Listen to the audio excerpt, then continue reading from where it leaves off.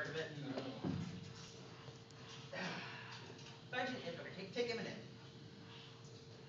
Except for if g of x is greater than 0 and negative so 1 over 1 minus c and it times was like x minus c. and John's like sitting there like yes.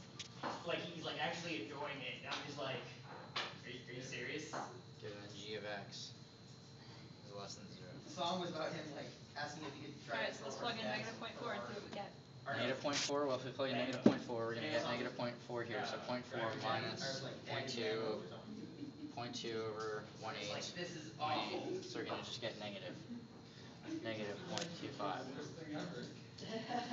Now let's plug in 1.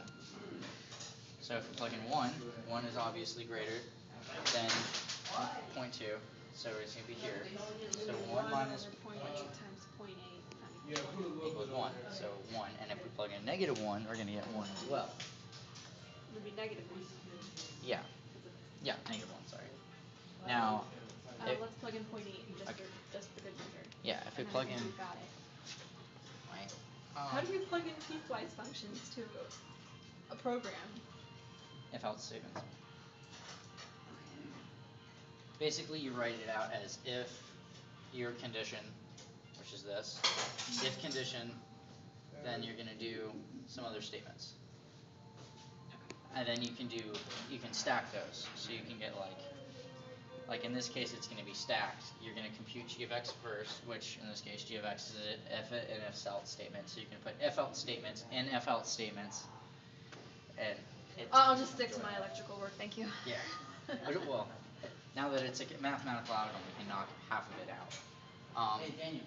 Alright, so 0.8, obviously, so yeah, 0.8 minus 0.2 is 0.6 times, or divided by 0.8, and that's going to be, 3 over 4. yeah, 3 over 4, so 0.75. Yes!